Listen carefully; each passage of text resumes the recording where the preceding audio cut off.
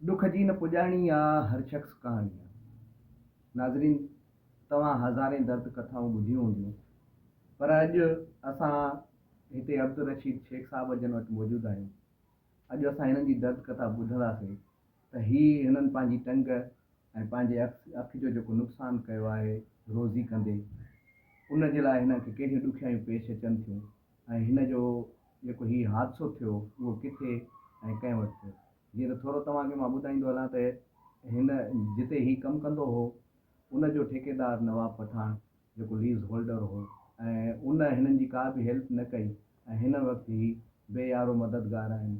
अचो त हिननि खां हिननि जी ज़बानी पंहिंजी दर्द कथा ॿुधंदा। जी साईं, तव्हां ॿुधाइजो। हे साईं, अॻिले महीने जी 6 तारीख़ वाक़ियो जेको आहे पेश आयो। नवाब ख़ान आहे पठान, उन जे क्रिश प्लांट आहे, उहो लीज होल्डर आहे, हर शइ उन जी आहे। उते असां कमु कंदा आहियूं।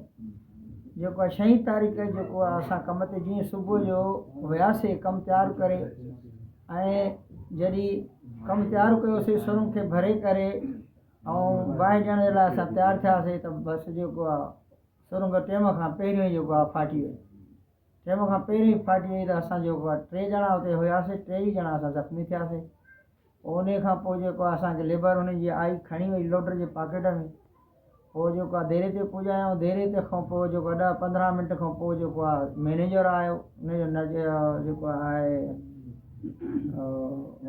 जन्नत गुल नालो अथसि। उहो जेको आहे असांखे कार में विझी करे खणी वियो, वञी अस्पताल छॾे तालका वारनि चयो बाबा हीअ असांखां केस चढ़ियल आहे, जेको आहे तमामु माना सीरियस आहिनि। हे जेको आहे या त कराची खणी वञो या त हिननि खे जेको आहे कंहिं प्राइवेट इदारे में दाख़िल कयो।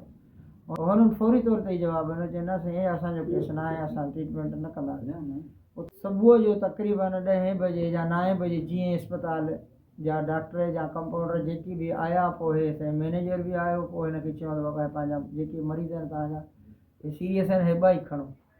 पोइ उन खां पोइ जेको आहे हुन असांखे चयो त बाबा जेको आहे एम्बुलेंस कराए ॾिनई, जंहिं एम्बुलेंस में तव्हां हिनखे खणो, कराची हलो ट्रामा सेंटर में, ऐं जेको आहे मां तव्हांखे कढ थो अचां। बाबा ट्रामा सेंटर त लोक इहो आहे जेको आहे सरकारी इदारो आहे, असांखे कंहिं प्राइवेट इदारे में मोकिल। चई न हुते बि हला कंदो, पंहिंजा हे आहिनि माण्हू, हलो तव्हां बसि हुते हलो। हुते वियासीं त कोई कोन, हिननि मां कोई बि कोन पुॻो पियो। न हुते असांजी का पोइ वारी थी, न हुते हुन असांखे कंहिंखे दाख़िल पिया कनि। असां पंहिंजी जेको आहे डुक भॼ कराए तोखे मूंखे चई करे मुसां जहिड़ो पाण खे दाख़िल करायोसीं। उन खां पोइ जेको आहे हुननि चयो दादा हे पेरु तव्हांजो ठीकु नथो थिए, असां पेरु तव्हांजो कटींदासीं। पोइ असां चयो न बाबा असां पेरु न कटाईंदासीं। चईं तव्हां जिथे बि वञो पेरु कटिबो, पेरु ख़राबु थी विया। बाबा ख़राबु छो थियो? चईं जेको आहे तव्हां देरि पुॻा हो इन जे करे ख़राबु थी विया। पोइ असां ख़ैरपुर आयासीं, उते डॉक्टर सऊ आहे दोस्त मोहम्मद, उनखे असां ॾेखारियोसीं। पोइ उन असांजो ऑपरेशन बि उन कयो, सभु कुझु जेको बि आहे उते ई थियो। उते आई हिकिड़ी टीम, ख़ुदा बहितर आहे त केरु हुया केरु न हुया, उते पाण खे ॾसनि पिया त साईं असां जेको माइनस वारा आहियूं, असां तव्हांजो बयानु वठंदासीं, बयान खां पोइ तव्हां सां असां हर तावन कंदासीं। लेकिन हिन महिल ताणी का बि कोई बि इदारो, काई बि कंपनी, कोई बि पुलिस, काई बि अमीर कोई या कोई सियासतदान हिन महिल ताईं न आयो। अच्छा, तव्हां जेको ज़ख़्मी थिया हो त उहो माना कहिड़े हवाले सां, माना बारूद उहो कहिड़े क़िस्म जो हो ऐं केतिरा ॼणा तव्हां ज़ख़्मी थिया आहियो? 3 ॼणा हुआसीं असां ज़ख़्मी। 2 ॼणा जेके आहिनि उहे ॿिया आहिनि, हिकिड़ो मां आहियां। 3 ॼणा हुआसीं असां। बारूद जेका हुन में रसी नाकसी, रसी जेका आहे 2 नंबर ई बाहि जल्दी पुॼाए वञी टाइम खां पहिरियों।